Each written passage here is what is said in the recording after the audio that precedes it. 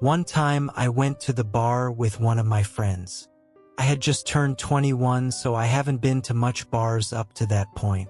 My friend was drinking on the way to the bar, so he was already pretty drunk when we got there. When I sat at the bar, a cute girl came and talked to me and my friend. She said her name was Candace, and I noticed she had really bright red hair. I assumed she dyed it. It was pretty but unnatural. Anyways, this girl was flirting with me and my friend. She could tell my friend was already very drunk.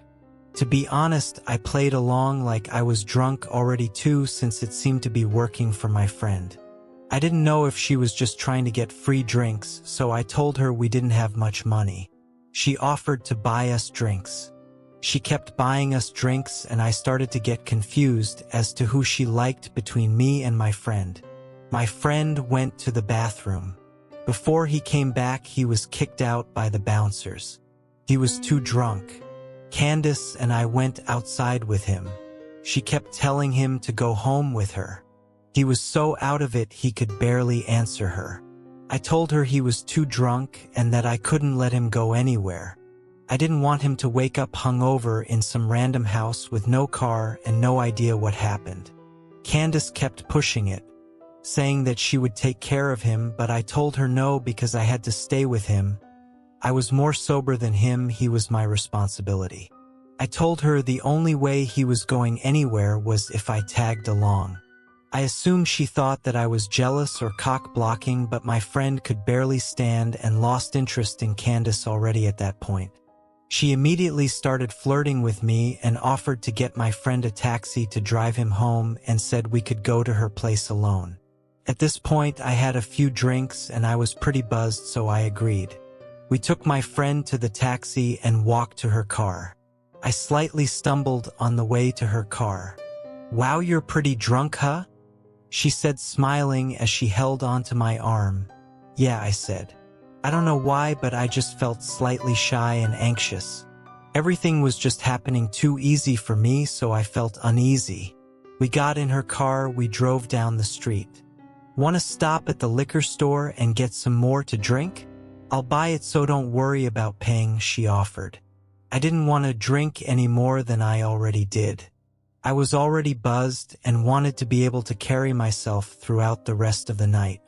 Sometimes I made myself look stupid when I'm drunk, so I didn't want to ruin anything with Candace more than I already did earlier with telling her my friend was too drunk. I told her I was already drunk enough, but she insisted. I didn't want to seem lame, so I told her to get me a pint of liquor with some apple juice to chase it. She went in the store and came out with a lot more than just a pint. I assumed she wanted to drink more also, and that's why she got a fifth instead of a pint. On the car ride, we passed the bottle back and forth, but she took tiny sips. I tried to take tiny sips, but she kept passing me the bottle and telling me to drink. I somehow managed to drink all of my apple juice and pretend to drink the bottle by spitting the liquor in the apple juice bottle. I tossed the apple juice bottle full of liquor out the window before she saw it. I didn't want her to know I was acting drunker than I was. She actually believed I was sloppy drunk when I was simply buzzed. I took a couple more sips of liquor and finished the bottle. Throughout the car ride, I called her the wrong name a couple of times to get a reaction out of her. She didn't react to it.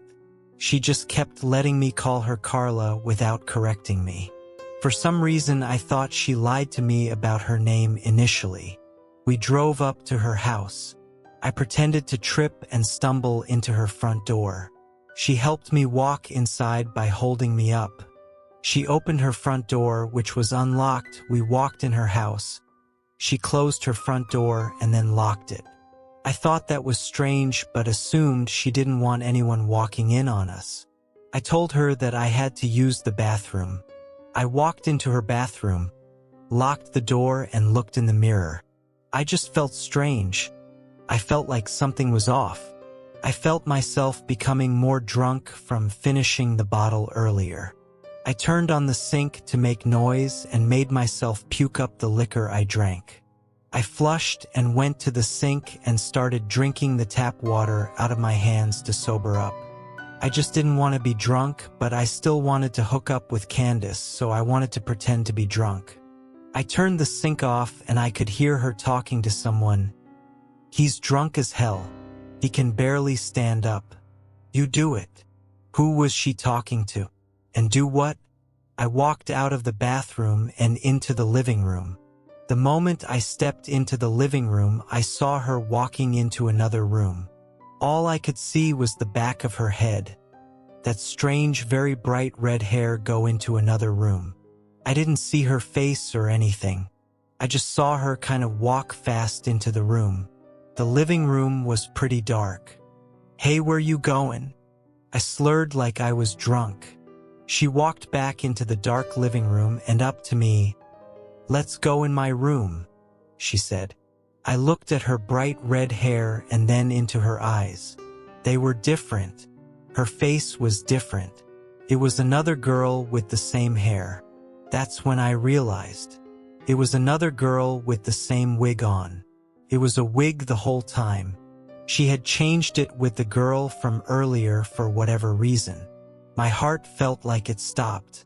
But I tried to look like I had no idea it was a different girl. I kind of smiled at her and told her I just needed to use the bathroom one more time and told her sorry I was so drunk. She said, "It's fine, just hurry up in there." I went into the bathroom and locked the door. I heard her whisper something to someone again. This time, I think I heard a male voice whisper back. I honestly didn't concentrate on listening to exactly what she said. Something sketchy was going on and I had to get out of that house. I opened the bathroom window and jumped straight out of it and ran faster than I have ever ran in my life. I didn't look behind myself or anything. I just ran through the backyard, jumped the fence, ran through someone else's backyard, hit a road, and ran toward the main road. I kept running down the main road until I saw a 24-hour convenience store. I ran into the store and stood straight at the front of the store in front of the camera. I called a taxi and went home. I tried to think what happened that night. What was she or they planning that night? Why did she tell me a fake name? Why was she trying to get my friend and I so drunk? I thought maybe a robbery, but she kept spending money on us. She kept buying us drinks and even paid for my friend's taxi cab. And mostly, why did she wear a wig that she gave to another girl to wear? Who was she talking to? What did it mean? And what was in that room they tried to lure me into? The next day after this incident, I went back to the house with a couple of friends to see just what was going on. Nobody was there. No cars, no people, nothing. Just an empty house. I ended up finding out that the house was a summer rental and whoever those people were, they broke into that house and used it for only that night and never came back.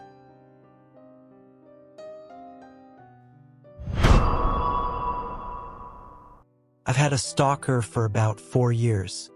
He was never aggressive or sent me proper threats, so stubborn as I am, I did my best to ignore him and not give him the satisfaction of showing him any fear, to be honest. After a while, I also wasn't scared anymore since he almost never came close to me. I know being stalked can affect people severely even in a case like mine, and that's totally valid, but I guess I just got lucky and was never really psychologically affected by it.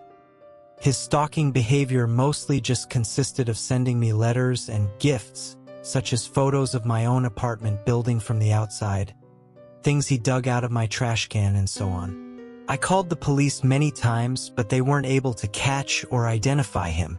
About 3 weeks ago, I discovered the German version of Amma and thought that people might want to know about what it's like to have a stalker. Since I barely use any social media aside from Reddit, and have no personally identifying information here, I didn't think he'd ever see it. One person even asked, "Does he know you're putting him on blast on Reddit?" And I answered, maybe. Maybe it would make him angry, maybe he'd be turned on. Don't know, don't care. Well, I know the real answer now. He did see it, and he did not like it. Like I said, he was never aggressive and never came close to me. The closest I know of was when he sent me a picture of myself unlocking my apartment door, taken from the corner of the steps above, but I consider myself a pretty vigilant person, and I'm thinking that he might have hid a camera there instead of being there to take the photo himself. I think I would have noticed him if he did. I don't know how he got wind of the AMA, but he did. The next week was quiet, no letters, and I didn't see him anywhere. Then he left me letters with printed out questions and my answers from the AMA. He also left me a long, hateful letter towards my boyfriend about an issue I had posted on the German version of AITA. His letters were never hateful like that before, though he never seemed happy with my boyfriend. He wrote about how I should share the spotlight with him, since I got so much attention thanks to him. A few days later I got a gift, but this time he didn't leave it in my mailbox or at my car like he usually did. No, this time he left it inside the apartment building right in front of my door. I didn't take it inside my apartment, but opened it outside. It was a pretty big box, which was also unusual, and it was taped shut.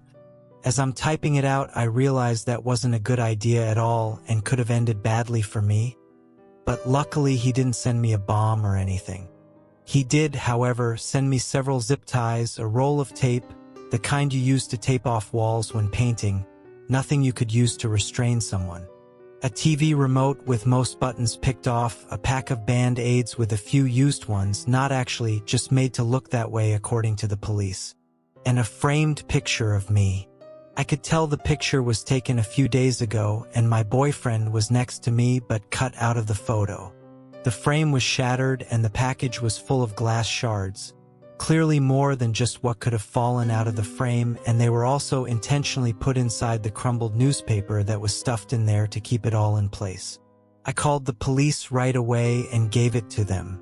They were more concerned this time and told me they'd send patrol cars more frequently. He didn't show up or leave me any letters or gifts for about another week and a half. But 8 days ago it started again. I found letters in my mailbox where he wrote about how he wasted his time on me, how I haven't been appreciating his effort, how he was wrong about me being special.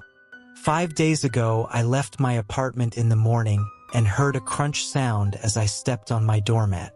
He put broken glass under it in the night. I went off to work because I was in a hurry and was just going to make my boyfriend call the police, but then I found my car had also been vandalized. The sides were scratched, lights smashed, and the windshield had a phrase painted on. "It's time soon. Miss my last name." I went back inside and called the cops myself. They found the same phrase on a note under the doormat. This time they really took me seriously, which might have been because I was just pissed at this point, which I made very clear. If, for some reason, you're like me and just too stubborn to be afraid of a stalker like mine, then all of this, the letters, gifts, photos, even the damn glass under my doormat are just really annoying and inconvenient. But my car was useless to me now, and the threat scared even me. I did, however, have a dash cam in my car, and it caught everything. The police said took the footage as evidence, even though the dash cam footage wasn't of high quality, and I had given them photos of him that were just as good before, but they said it's not enough. And they told me they'll look into it further and promised to send more patrol cars again. Then it was quiet for 2 more days. Until 2 days ago. Someone rang the doorbell at just after 4 a.m. My BF and I got up, but we were both hesitant, but I saw blue lights outside, and just as I got up I heard them shouting, "This is the police. Please open the door." They told us they were called by one of our downstairs neighbors, who came home from his night shift about an hour earlier, and heard someone else enter the building after them before their door fell shut. My neighbors know of my situation, and I've asked them to make sure they don't let strangers into the building. This neighbor then went into his own apartment and looked through the peephole. We have motion-activated lights in the stairway, so he waited to see if they turned back on. They did. Then he saw a middle-aged man walk upstairs. Above this neighbor are only me and my boyfriend, and a single mom with 3 kids who probably won't be getting any visitors at 3 a.m. So he called the police. They came and found my stalker 1/2 floor above me on the stairs. He should have been able to see the cop cars since there's a little window up there and they had their lights on, but he either missed them or wanted to get caught. They found a pocket knife on him and he confessed to being my stalker right away. He's finally caught. They got him. It took 4 years, a provocative Reddit post, and one very vigilant and caring neighbor, but he's finally done. For now at least. He's facing several charges and I've collected every single piece of evidence over the past 4 years. I don't know what kind of outcome I can expect, but for now I've finally got some peace.